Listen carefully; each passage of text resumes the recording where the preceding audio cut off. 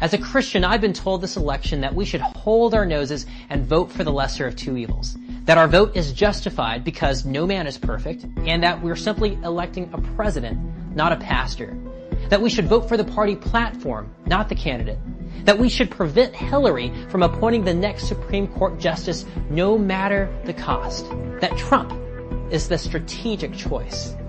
But should I set aside my conscience and cast my vote based out of a fear of Hillary rather than my obedience to God? Should I turn a blind eye to Trump's incredibly public promotion of fornication, adultery, hateful rhetoric, sodomy, abortion, and mockery of God? A man who says he has never needed to ask God's forgiveness for anything. What if we're thinking about this in all the wrong ways?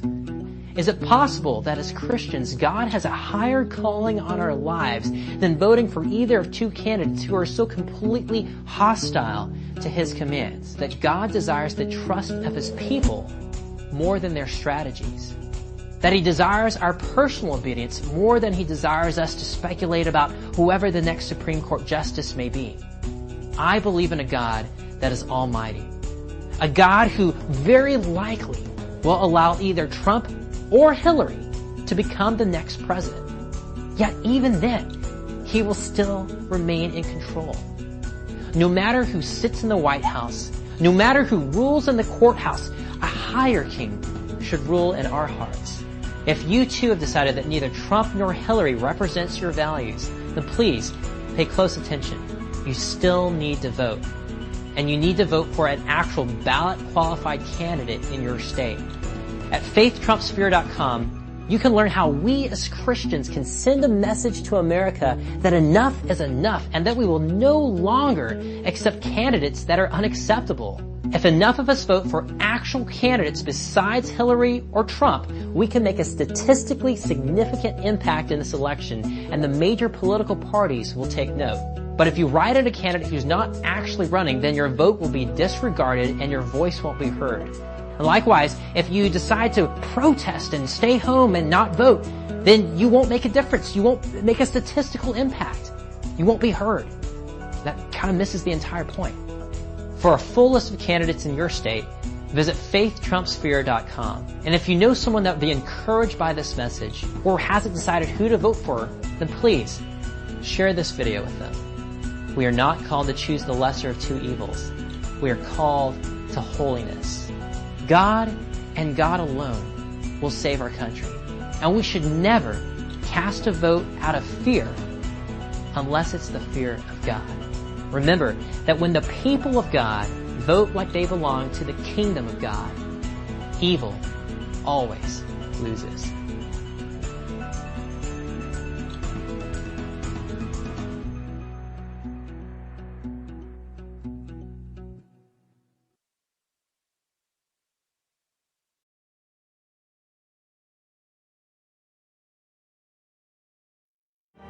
Every day, the men and women of the United States Marine Corps stand ready to defend the American way of life. The few, the proud, the Marines.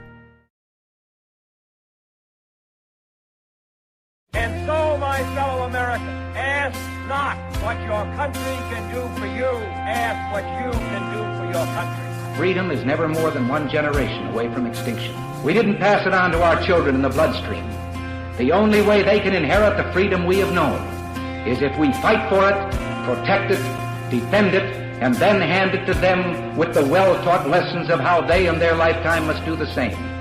I'm not ready to end the fight. I'm not ready to back down. 'Cause I've been through hell and I don't have time to go round and round and round. It's too late to turn back now. You know I wouldn't if I could. 'Cause I'm proud as hell. I can't bring myself to do what it is you think I should.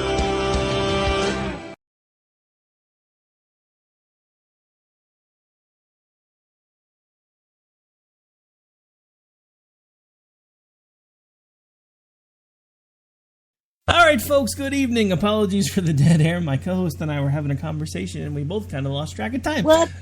So, yeah. So how is everybody? It is Tuesday, October 25th. 2016, just a few minutes past the hour here, and I hope nobody was too offended by that new commercial that we ran in the opening, but hey, it's kind of the same message we've been talking about for quite a while. So if you are interested in finding more about that, you can go to faithtrumpsfear.com. Actually look them up, see if they have anything that you might be interested in, maybe some stuff that you can share with friends who maybe still be on the fence, and especially if you're as tired of as I am of hearing about the fact that if you're voting third party, your vote's wasted. Because I'm sorry, if you're voting for either one of these Judases, then your vote's really wasted. And I'm sorry if I offend you when I say that, but it's my honest assessment. And I'm hoping that we can still be friends when this is all over if we were friends before this started. But I'm done hiding my principles. I'm done pulling the lever for the lesser of two evils. It's time that we stand up, because we're not called to be of this world. We're called to be separate from this world, and it's time that we remember that. And at this point, in case you can't tell, I'm speaking directly to Christians. If you're not a Christian, if that's not your faith, then this message does not pertain to you. But if you are a Christian and you are claiming that Donald Trump is the answer and the only way that this country survives, then I strongly urge you to pick up your Bible and start reading again, because somewhere, somehow, the message got lost. God does not condone evil in any way, shape, or form. God will use whoever he's allowed to as a tool, but that doesn't mean that we should be reinforcing that choice. That is ultimately God's decision as to who is going to be president this round, and I will not do anything to support either one of them.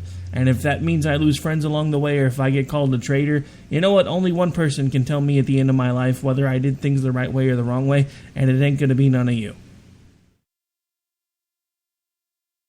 I mean, that's fair, I think. I mean, I was just saying to you off air that, some of the people that I view, I get some people that got super wrapped up in the animosity against the GOP. They were so upset by what has really kind of been over-exaggerated or even downright fabricated as the, inactiveness of this GOP Congress over the last 8 years. It's simply not true, though some of the things that we have fought against and things that we have fought for have not been as flashy as, say, Obamacare or defunding PP. We have talked about this before, that there are a lot of things that were not passed, a lot of the progressive agenda that was not pushed forth because of this GOP Congress. And there's only so much you can do with a Democrat in the Oval who can veto pretty much anything. And also, I feel like it's part of almost like the conservatives and Republicans kind of own constitution within ourselves, that we do reach across the aisle, that we do try to, in some ways, have some sort of bipartisan agreements here or there, and that we cooperate and compromise and work with our, in their case, their colleagues, in order to achieve something that's better for the American people and that can better represent all of the views that make up the United States. Democrats tend to have a different view. If there's a GOP president and there's a democratically controlled Congress, then they push everything full force and they force that president to veto stuff. And when he does, they call him all sorts of names and they make all sorts of assumptions and put it out there in the media. And the media is their lapdogs and they just push it forward too. So I think that we, and that's unfortunate that they are so ruthless because they think they're so right. And so they know what is best for you and they're going to decide what's best for you. Whereas the Republicans and conservatives tend to go more along the lines of, we think we have these ideas. These are the things that we believe in. And we want to work with our colleagues and work with the rest of the American people to make something that everybody can live with and is comfortable with. And that's just part of the tenets of our belief in the system. And so I think a lot gets lost because there's nothing super dynamic and definitive that people can point at and say, see, they did this, as if they had repealed Obamacare or if they had shut it down in the first place. But there's a lot of things that happen that people are super angry about that were done by executive order, Obamacare notwithstanding, but a lot of things that were done by executive order that no Congress could stop and nothing could be done. And there's a fundamental misunderstanding of how the system works that has people thinking that that is the Republicans' fault in Congress. So I think we're left with this kind of situation with Trump where, people were unjustifiably angry at a certain set of GOP that they call GOP-E, or the GOP elites. Some of them deserve it, some of them don't. And then you've got these people that are now having to defend because they got angry and they allowed this to happen, and because the GOP allowed him to be the candidate and the nominee. We now have people trying to reconcile it with their more conservative and especially their religious views.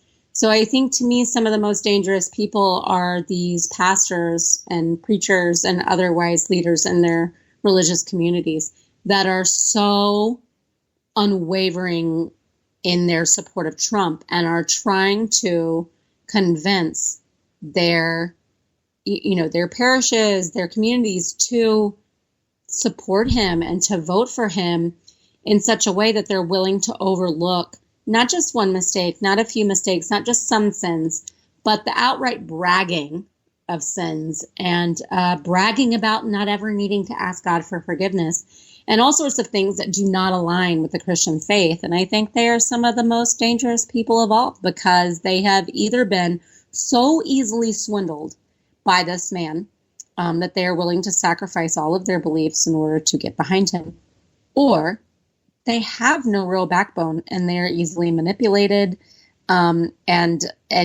act out of fear of something like Hillary, which is what that video talks about. So it's for me, it's just been kind of fascinating to watch and also horrifying.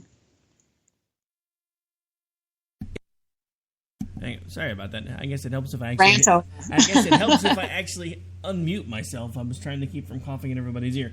Okay, so it's interesting that you bring up the horrifying part of this, because one of the things that we've kind of thought all along that has just now really started to come out is that there was some collusion going on behind the scenes. It still may not be as in-depth and as terrifying as I originally first thought, because I've never hid this, folks. I've honestly thought, the first thing I thought when I found out that Donald Trump and Bill Clinton had a phone call before Donald Trump decided to run for president, I could imagine those two sitting around talking on a phone and him saying, hey, Bill, watch this. You don't think Hillary's going to make it? Watch this.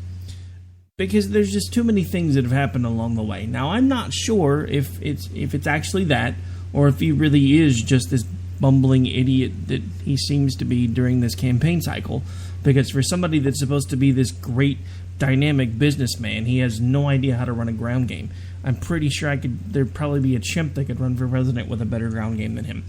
But, there's all these nice little interesting stories coming out about how huge his rallies are and how many people are there, but then you see all these pictures they're putting out all over social media that are supposed to be of these rallies, and it usually turns out that there are other things. And I'm not saying that there's not a large number of people there, but what I am saying is large rallies don't really do much good if you don't have anybody getting out to push the vote. He shouldn't be filling football stadiums with people. He should be talking to people and getting them to go out and go door to door. Push his message.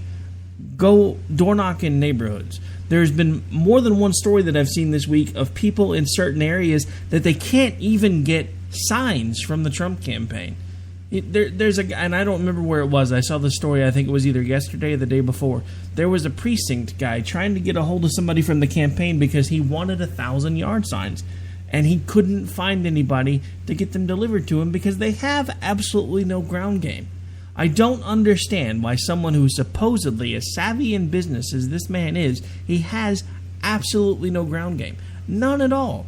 And then you get over to the really shady part of this thing, where I guess there's been a story that's broke over the last couple of days that it turns out, Breitbart, the people that have been calling everybody who don't want to vote for Trump, including me, shills for Hillary, have apparently been colluding with the left to make sure that nobody but Trump was left standing during the primary process. and yet Donald Trump's campaign is the one that's talking about how the fix is in, it's all rigged, etc. Well, it kind of sounds like it's been rigged for me since the primary. I'm just saying. Yeah. I mean, this is not good. And this is something that so many of us have been saying all along, that, that either A, he's a plant, or B, there's some sort of coercion behind the scenes that is happening to push this forward, that the media wants, and not just the liberal media, but the conservative media too, quote unquote, because I don't really count them as conservative anymore, especially not with recent revelations. But I think that it's so damning. It has Bannon written all over it, because he was there before he was with Trump, and then he's been involved every step of the way. I think that it's, as much as conservatives belie mainstream media and cry about liberal media bias, which is real and is there and something we have to fight against every day, this is a whole nother beast that infiltrated our side and cooperated with this animal to push Trump. That should just scare the wits out of people, that it was so easy that this was done. And that, and I've said this before too, that, the conservative media is obviously biased. There's not very many things called the liberal media because people just consider them regular media. So, but all of it has bias, and to act like it doesn't is just kidding yourself. Fox News fair and balanced? Absolutely not. But have they been, in the long term, I'm not talking about this election cycle in particular, I'm talking about in the long term, have they been one of the most viewed networks because they've covered things that the other stations refuse to because of their slant, things like that? Yeah. And so you might have gotten a more objective feel from them. But lo and behold, nobody is objective. There is no such thing as objective journalism anymore. And I don't expect pundits to be objective, because that's kind of the point of punditry, is to have your opinion and your take and your bias brought into the whole thing. But as far as news goes, it's just pretty much dead. Well, don't go too far with that. Interesting thing happened while I was prepping for my radio show for last night. I actually talking about HuffPo. Oh yeah, the HuffPo piece. Yeah. Which to me is a sign of the apocalypse. If I'm going to be honest, when HuffPo starts heaping praise out on Fox News, it reminds me of that line from Ghostbusters where they're like, "Dogs and cats living together, mass hysteria." Because seriously, HuffPo's talking nice about Fox News, and they actually recognize that there's something wrong in the Hillary camp. What happened to HuffPo? Yeah. No, and actually, though, here's my deal about that. And what I was saying was, I think media as a whole is biased, cannot be objective, all of that. I think that there are separate individual people in media that work for various, different outlets that are actually doing their job the way that I think, we're nostalgic for. And I think that there are quite a few people employed at HuffPo. I have seen more than just this one. There have been other things throughout the last year or so where I've gone, wow, that was really good. Whether it's an op-ed piece that they let in, or whether it's an actual person, on staff that has written something that I've gone, well, that's great. It's just that most of what they push is pretty garbage. But I think that there are people employed by a lot of the major outlets that are still trying to uphold that journalistic integrity. And I think that they should be commended when they do. Well, no, and that's why we're talking about it now. Not only because it gave me a chance to poke a joke at HuffPo, but also because I'm really scratching my head at this point going, did they really just say something nice about Fox News? I'm sorry. To me, it just shows and reflects exactly how crazy this election cycle has been, because up is down, down is up, left is right. I don't know where I am anywhere on the spectrum, because no matter who you talk to, I'm a liberal Hillary plant or I'm a Trump supporter plant because I won't vote for Hillary. Can I not just be me anymore? Can I be the guy standing in the middle, the guy that I've always been that says, look, I lean right of center, but I really think that we need to try to keep things more in the middle because that's when things work. That's when things move properly. When we start getting too many people way off on the left and too many people way off on the right, the rest of us are standing around going, how the hell did we get here and how do we get back? And that's what this election cycle was about for me. And it's why there was an author that I used to have on quite a bit at the beginning of the election cycle who's actually gone on to have his own show now on Red State Talk Radio. His name's Patrick Fernari. He authored a book called Commoner Sense. And we used to argue every time he was on because it was right around the time that Trump was really starting to pick up steam. And he used to say that he didn't really think Trump was going to be much of a transitional or transformational candidate, but that he might have been the transitional candidate that this country needed. And he and I never really agreed on that, and because of that, we honestly don't talk very much anymore. He'd actually been on my show a lot. We had communicated via email, and then as the election went on, and he got more and more in line with Trump, and I got less and less in line with Trump. I mean, come on. You guys that listen to the show on a regular basis, you know the story better than I. You're going through it just like I am. I've had family members that have called me out on open timeline on Facebook for being a Hillary supporter. That know that I'm not a Hillary supporter, that know I'm not a liberal, that know that I have voted Republican in every freaking election I've ever been in until this one, and yet they're still not seeing the point.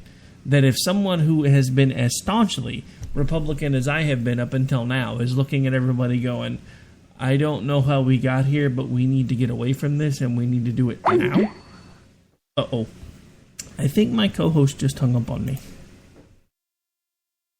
Let me see if we can get her back. Pardon the ringing noise. That was awesome. Did you decide you were done talking to me for the night? No, my computer decided that it was going to do an update and didn't even ask me. Oh. So it all of a sudden said restarting. Oh, nice. So I'm on my phone now. It's all good. But, yeah, sorry about that. That was ridiculous. I just figured I thought maybe you'd gone full Trumpkin within, the last 5 minutes of the broadcast. I'm out. Deuces, bye. Screw you, you damn never Trumper. Not. But that is one of the things about Windows systems that really frustrates me. And I have pretty much always been a Windows user. And I like Macs all right, but I still prefer Windows. But that is one of the main things that drives me insane, is the way that it will let you put it off for a little bit. Like, it asked me about an hour ago. And I said, no. And then it just came up and said, your computer's restarting. Great! So, not cool, but whatever. It is what it is. At least now I know you didn't hang up on me. Life's good. Definitely not. All right, so, I mean, I've kind of waxed poetically about this Breitbart thing enough. What are your thoughts on it? Because I got to admit, to me, it's pretty terrifying. I mean, I guess I wish I could say I was surprised. I'm just not.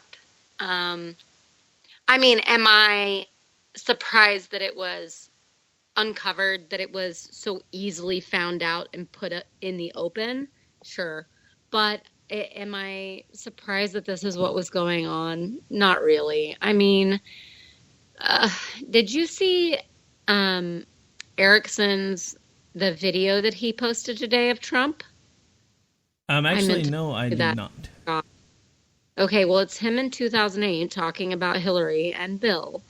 And, I mean, it's pretty much the same that we've always known, that he was friends with them and he's, supported them for a very long time until very recently when he decided to run as a Republican.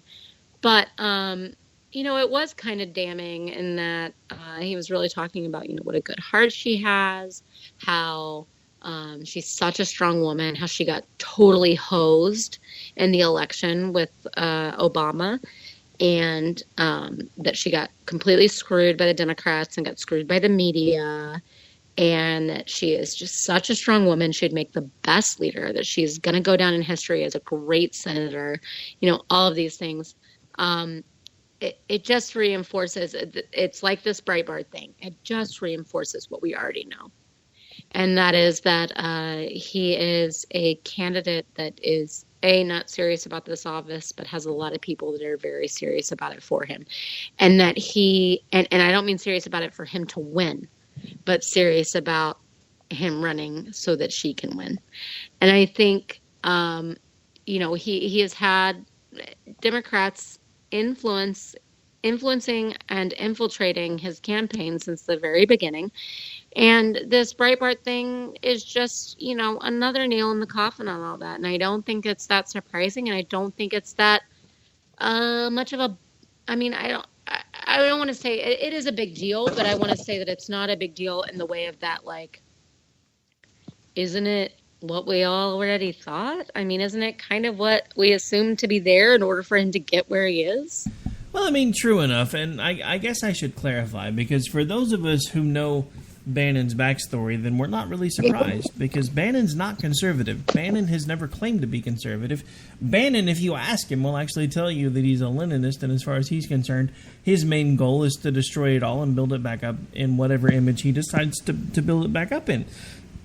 So, to those of us that know him and understand it, it's not really that big of a surprise. To those of us who have only had experience with Bannon through the Tea Party and as the guy running Breitbart, then some people might be surprised. Probably maybe 5 out of a million maybe might not have seen who he was by now. And of course, for those that are on the Trump side, this is just more mainstream media crap. That's their answer for everything. The polls are rigged because it's a mainstream media lie. Look at the turnouts at the polls. Look at the early voting right now and how high up it is. Look, folks, we say this same thing every cycle. We said it in 2008. We thought McCain was a shoo-in because the early voting was up. We said it in 2012. We thought Romney was a shoo-in because the early voting was up. They both had 20 times the numbers that Trump has right now. And you guys are still, Republican voter registration is up for the first time in 25 years. Well, yeah, I haven't seen anything that actually says that. I've seen a lot of people tweeting it, but I've not seen anything that shows concrete that registration is up by that amount. And again, just because he's able to fill stadiums, that doesn't mean that he's actually getting out the vote. He's got people that are going in there to hear what he has to say. And we don't bring this up very much anymore, but how many people are still going to those rallies because in the beginning he was paying people to go there? How many people are in line hoping they're going to get a 50? Well, right. And and on the opposite side, how many people are going because they're being paid by some form of Hillary support? That's come out a lot too, that they've not only been paid to disrupt, but to be paid to observe and to, make videos and to photograph the audience and to count heads on, the different racial demographics and things like that I think, are all of it is so contrived this election. And I don't know how we ever go back to anything honest. And that's really, really crappy. Not that elections are ever truly honest, but you know what I mean? This has really just been kind of one of those situations that it's just been all across the board. We have been fed crap after BS after crap after BS. It's everywhere. So you can't trust it. What's the over-under, though, that within the next 4 to 8 years we don't even really have elections anymore? We'll have presidents picked by some sort of reality TV show. Oh, I was going to say, I heard, and I forget who Dana said this was that she heard it from, but I'm sure if you Google it, you can find it. I hate to not attribute a quote to someone that's so good, but I heard it on Dana Lash's radio show yesterday. And she said, Trump is everything that's wrong with culture in America. And Clinton represents everything that's wrong with government, which is why neither of them deserve the White House. And I thought that was such an apt description of what this boils down to. And she was quoting someone else that she'd come across it. And I'm so sorry that I can't remember who it is, because I love giving credit where it's due. But I loved that description. It was just so perfect for me. It nailed it. nailed it right on the dang head. You got the Kardashian, Trump, whatever, celebrity culture and popularity whims versus the bloated, too long enduring, government mouthpiece Clinton. It just was perfect to me. All right, well, it's about time for us to go ahead and take a break. We've hit the bottom of the hour. When we come back, we still got lots more to talk about. I think we have a story about, I believe, Jared's wife is suing Subway. Speaking of which, there's actually a lady suing KFC. Since we're talking suing when we come back from the break, we can talk about that one, too, just because I thought it was funny. I actually have a family member who works for KFC, and I thought they'd get a kick out of that story, which is why I saw it. We will talk about all that and more when we come back on Jenn and Rick. Don't go away. Cause I'm proud as hell, I can't bring myself to do what it is you think I should. You are listening to KLRN Radio, where liberty and reason still reign. All writers are prone to becoming so attached to our characters and stories that we struggle to see why a passage may not be working. It takes another set of eyes to help us nurture our writing to full maturity. At Black Wolf Editorial Services, we strive to enable writers to develop and grow, shaping stories into masterpieces that can stand the test of time. Editing services are provided for all genres and all age categories. Services range from critiques of the short story through to the line edits of the full-length novel and copy editing for those preparing for publication. We also offer assistance on generating a writer's bio for your websites, as well as help with those book blurbs and promotional material. We won't abandon you to the masses. We want to celebrate with you in your successes. Black Wolf Editorial Services, nurturing your writing into maturity. For a full list of services and prices, visit us at blackwolfeditorial.com. Individuals and businesses with tax problems, listen carefully. Do you feel like you're losing control over your finances? If you owe over $10,000 in back taxes or have unfiled tax returns, we can help you take back control. The IRS is the largest and most aggressive collection agency in the world, and they can seize your bank account, garnish your paycheck, close your business, and file criminal charges. Take control of your tax problems now by calling the experts at Tax Mediation Services and take advantage of the Fresh Start program and new laws that may allow us to negotiate a settlement for the lowest amount possible. Our team of tax attorneys and enrolled agents can stop collections and get you protected so you can take control of your financial future. Tax Mediation Services is accredited by the Better Business Bureau. Call now for a free case review and a price protection guaranteed quote. Call Tax Mediation Services now at 800-610-9050. That's 800-610-9050. 800-610-9050. KLRN Radio has advertising rates available. We have rates to fit almost any budget. Contact us at advertising@klrnradio.com.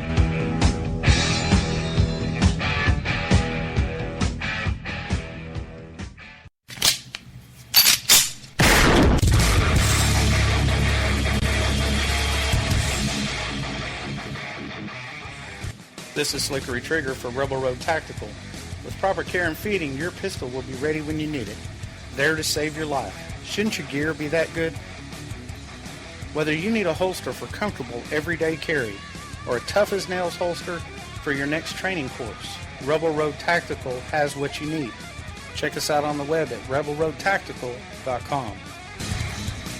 Tired of paying outrageous prices for Viagra? Well, we have great news for you. Now you can finally get Viagra at huge discounts. Healthy Man allows you to save up to $500 on Viagra. Why pay U.S. pharmacy prices of $15 per pill or more when you can get Viagra for less than $3 a pill? Call today and get 40 Viagra pills for only $99. This can cost as much as $600 at your local pharmacy. You can't afford not to call us. If you want Viagra at the lowest prices, never pay $15 $3 a pill pharmacy prices again. Get Viagra for less than $3 a pill. Call 1-800-516-7602 today and save up to $500 and get 40 pills for just $99. Healthy Man is fast, easy, and affordable. Operators are waiting at 1-800-516-7602 to take your call right now. Call 1-800-516-7602. That's 1-800-516-7602. Again, 1-800-516-7602.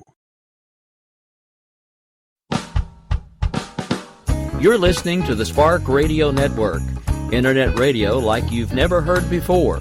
Innovation, creativity, and imagination are all said to begin with a spark. So fasten your seatbelt and take the ride of your life and listen for the spark. Back down, 'cause I've been through hell and I don't have time to go round and round and round. It's too late to turn back now. You know I wouldn't if I could, 'cause I'm proud as hell. I can't bring myself to do what it is you think I should. All right, folks, we are back. We are live. We're taking a slightly different direction for the next segment. We're going to talk about some weird stories where folks are being sued. Actually, I'm going to let Jen take the one about Subway, but I'm going to start off with one I saw the other day from KFC. Apparently, someone is now suing Kentucky Fried Chicken, or as they're now commonly referred to, KFC. I don't know. Maybe they thought the name Kentucky sounded racist. Who knows? But apparently, somebody's now suing them because the bucket was too big and the chicken was too small, because there wasn't enough chicken in their 20-piece value meal bucket thing they have now. Wasn't that they didn't get all 20 pieces of chicken. It wasn't that they didn't get everything they were supposed to. It's because they made the bucket look so much bigger, so it looked like there was so much more chicken in there. Folks, this is why we are where we are today.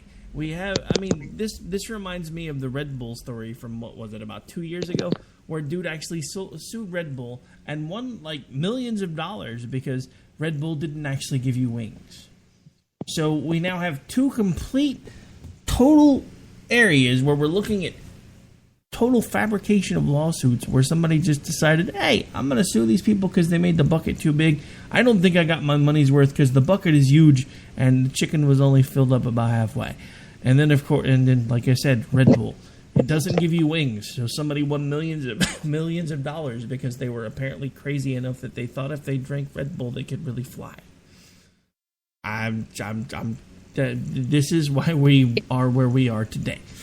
Just yes, saying. Because nobody can adult. Dude, have you spent more than 30 seconds on Twitter? I know. No one can adult. I don't know how these people function in the real world.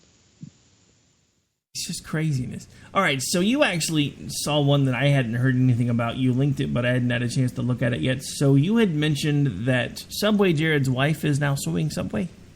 Yes. So I guess they got married in 2010. So this is a few years before Subway was supposedly alerted to the possible allegations of his sexual interest in the activity and activity with children, is what it says. And she claims that instead of reporting it to authorities, that they, sent a public relations employee to question him. They did their own investigation before it ever went to the authorities. And so she's basically, I'll just quote her real quick. A responsible corporation would take immediate action when hearing of this behavior, even if it was only allegations, the suit says. Subway failed every test of corporate responsibility and its response to each of these complaints. So she's basically saying that in the lawsuit, that she and her ex's children, because she married fully after she already had kids with someone else, who are 5 and 3, suffered an intentional infliction of emotional distress by Subway because they kept his behavior under wraps. So it's like the ambition for sales and growth came at the expense of her children, yada, yada, yada. And so she is basically asking an undisclosed amount from Subway. And what I have seen is that usually when it says undisclosed, it means it hasn't even been set yet. So she's basically seeing what she can get from Subway. She's already getting $1.4 million from him, and then some other sort of spousal support.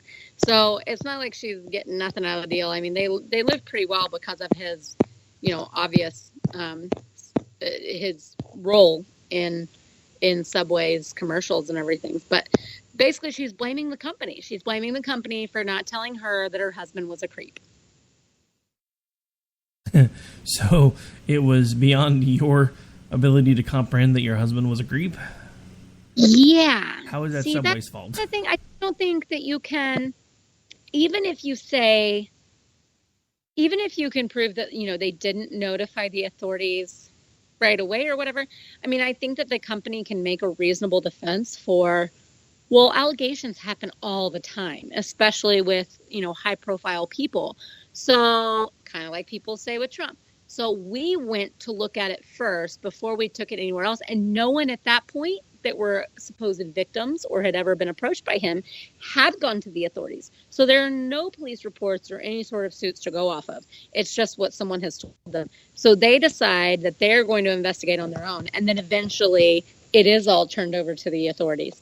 So I think that they have a reasonable case to say that we did what we thought we needed to do, not knowing what the answer was yet, not clearly knowing anything one way or the other, innocent until proven guilty type deal, until enough suspicion was raised that we felt the authorities needed to be notified. And I don't think that they can be held responsible for that interim time if they were just looking into it on their own, without much evidence to go on. And she's saying that caused irreparable damage or an emotional distress to them when she didn't even know what was happening. She wasn't even aware that he was a creeperson. So how can you be emotionally distressed if you weren't even in tune to it yourself? That's my question. Yeah, I don't understand any of it. All right, so just because it actually made me laugh, I'm gonna mention an account that I've been following now for a while on Twitter. It's called Trumpton Abbey. If you're not following it, you should be. It's at Trumpton Abbey 16. They actually quote tweeted a tweet from a friend of ours, the Road Beer, and it was his tweet was, that would require a level of self-awareness not allowed on the Trump campaign. And then Trumpton Abbey quoted it and said, the Trump medical plan covers mandatory surgical removal of self-awareness as well as sense of decency and ability for rational thought, etc. I swear. By the way, everybody should follow at the Road Beer on Twitter. Yes. He is. Another mandatory hilarious. follow. Gotta follow it. In fact, we do a segment sometime where we're just like, here's the people that we always look to for things that are going on and whatever's happening, and for hilarious commentary at some point, and just like go through our favorites, our faves of Twitter list, and promote them all. Maybe after the election when there's kind of a lull in everything. Yeah, once everybody's kind of returned to normal, and I mean, because right now even some of the folks that we interact with, again. Even some of the folks that we interact with on a daily basis, we're kind of on opposite sides with it right now. It's just kind of scary. Speaking of things that we interact with, did you want to let the cat out of the bag over this whole Bill Mitchell quotes thing? Sure, why not? So, for those of you who spent yesterday on Twitter, you might have noticed that for about half a day there was a hashtag trending, Bill Mitchell quotes. I would like to introduce you to the lady who came up with that hashtag idea, my co-host. Hello. It was really kind of funny. I got on.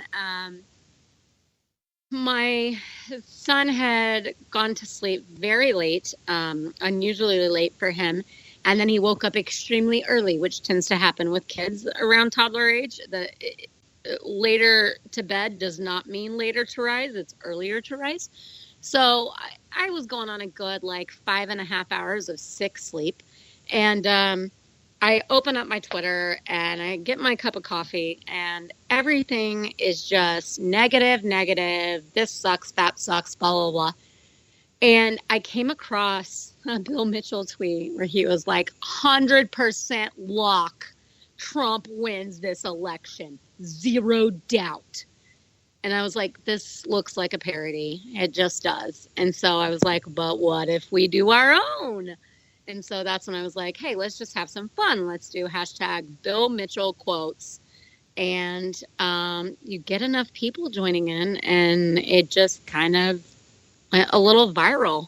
I had people sending me screenshots that were like, it trending, because everything apparently with trends are regional.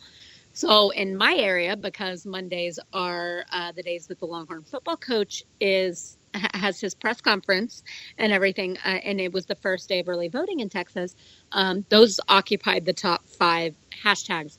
But other people in other areas were like, oh, here's it number 2, here's it number 4, and they were screenshotting it and sending it to me. So it was really cool.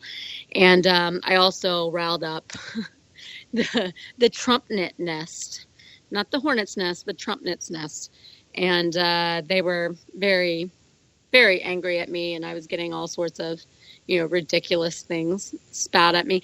But also a lot of people didn't know where it started, and they just saw it. So if you went on the hashtag and you saw some of the tweets, it was like, just further proof of how Hillary how Trump has the liberals scared because Hillary is losing. Bill Mitchell quotes is trending. And I was cracking up because I'm like, it was started by a super conservative. But okay, sure.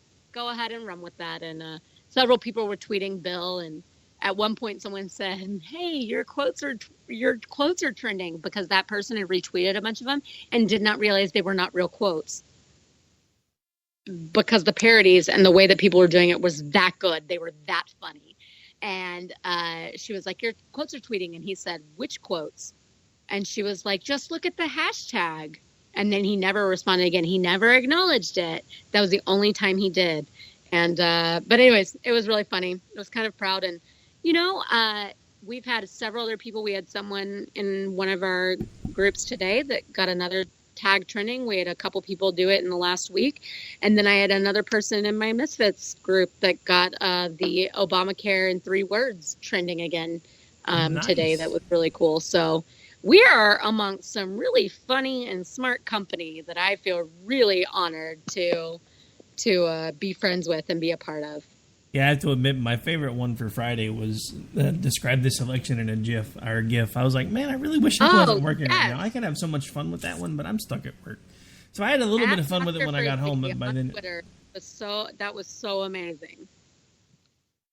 Because it brought out people that did not need to be in any way partisan. I mean, describe this election in a GIF. That brought out people from all over the map. So that was really, really cool.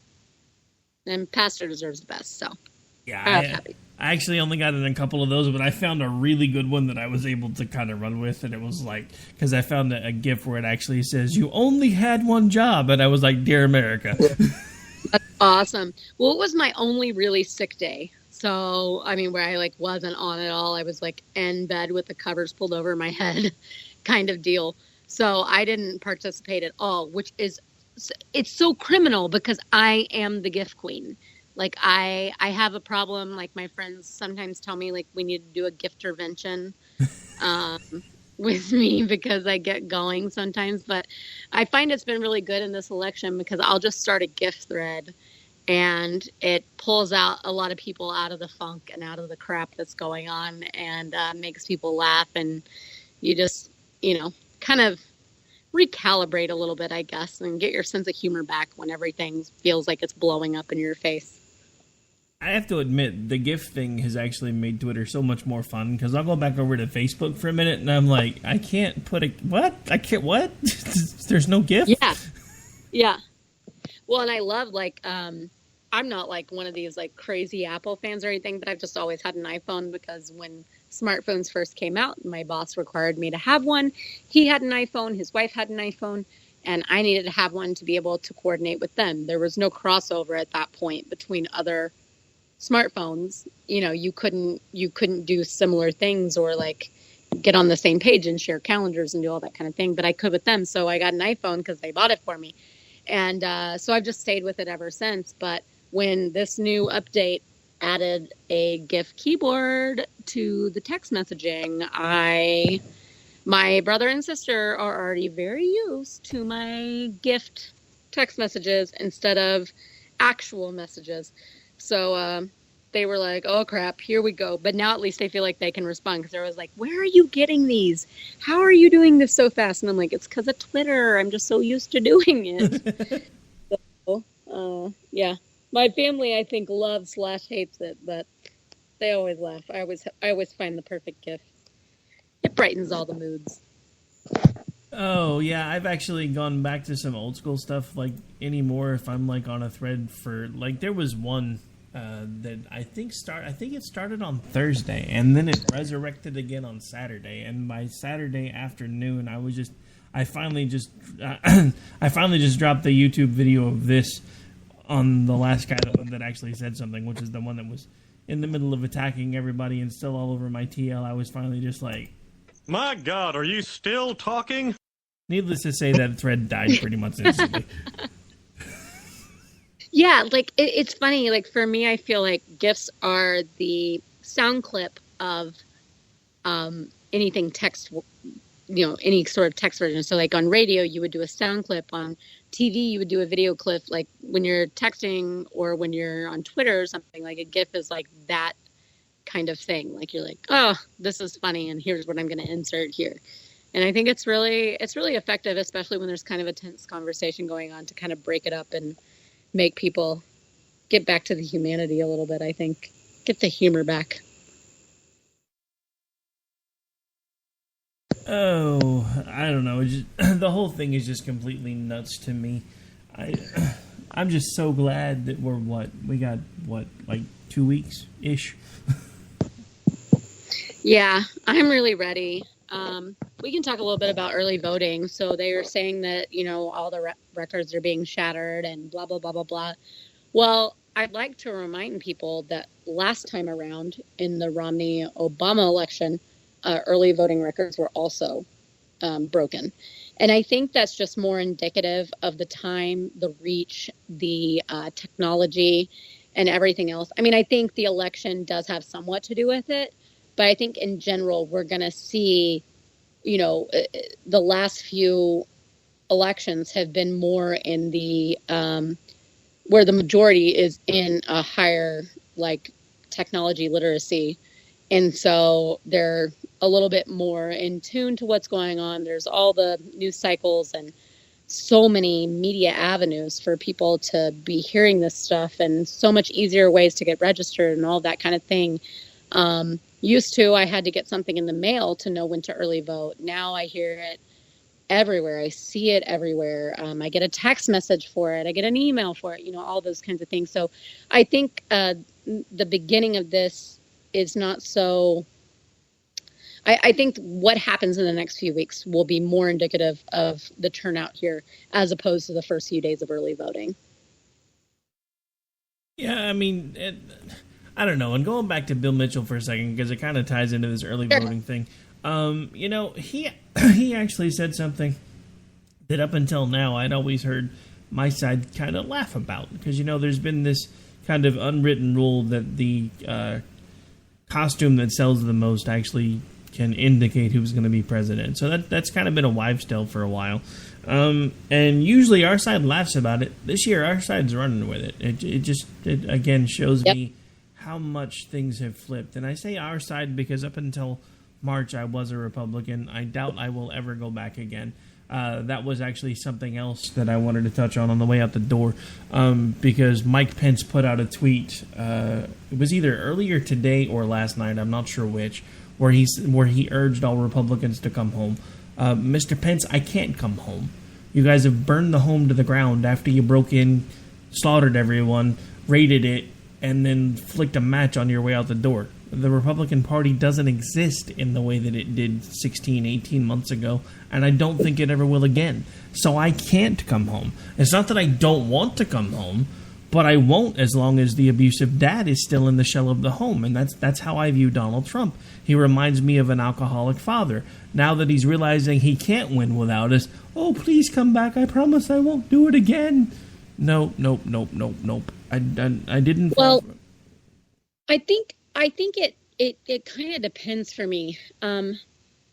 In the state of Texas, I'm going to stay a registered Republican for various reasons, some of which are some of our local things, like you have to be registered Republican, but statewide, I don't have to be in order to vote for a Republican candidate. On national elections and on some statewide elections, it doesn't matter. You can vote how you vote. But on certain local type things, sometimes you have to be. So I will probably stay registered, but I think it's going to depend on the candidate. I mean, I think if next cycle if the GOP can put up, a candidate that is palatable for so many that they've lost, if they correct their wrongs, which I don't anticipate them doing, but if they do, I think that they can bring quite a few people back into the fold as far as voting on the national scale. But by and large, I think they burnt the bridge, like you said. I mean, it's just so frustrating. And I think people are more ready now than they've ever been before to, embolden third parties to get some branch out there and to bring some up from oblivion and make them an actual choice. So I think that's important. I think what you're doing in Oklahoma, like voting libertarians so the libertarians can possibly be on ballots in future elections, is super important. And I encourage people to look at their states and what those rules are and how that affects future elections before they decide whether they are completely abandoning or whether they're supporting this or supporting that, because I think that is just as important as pushing a candidate into the presidency. The presidency only goes so far. I mean, what really affects you day to day is in other areas. And like for you in Oklahoma, what affects Oklahoma is if the Libertarian Party can get a footing there, then that's one more view and one more voice that can make a difference, that can push for certain change and different platforms that have never been allowed before. And so I wish people would really educate themselves on what's happening in their state and why, and figure out where to go from there. Yeah, I mean, the only thing that disturbs me is from talking to friends, I really don't think we're going to get to the 15%. I'm still going to try anyway, just because at least that way I can say that I didn't sit this one out, because it doesn't do me any good to vote for either Hillary or Trump, because... Well, there's no reason not to try, especially if you're so adverse to the two major candidates. Yeah, but, it doesn't do me any good to vote for either one. First, I wouldn't vote for Hillary if I was on fire and somebody offered to put me out.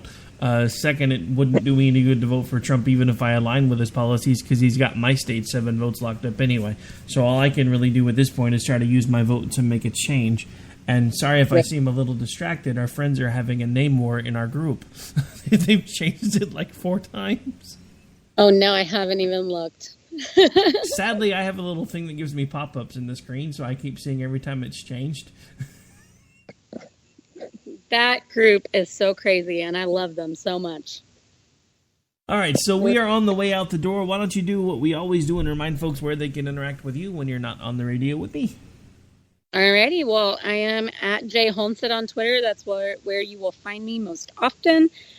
I have been totally slack on my Facebook page, but I'm JR Homestead on Facebook too. You can friend me, I'll accept.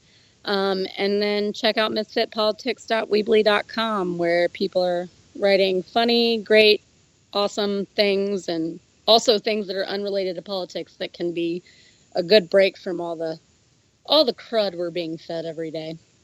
Yeah, I've actually started trying to find at least one funny thing to post on Twitter a day. I haven't done it in the last couple of days. I need to do that tomorrow. I did one, I think it was either Saturday night or Sunday, where it was like, post your favorite 80s movie or something. And it was like, the first 20 some odd replies were Fast Times at Ridgemont High. I was like, y'all's a bunch of pervs. That's funny.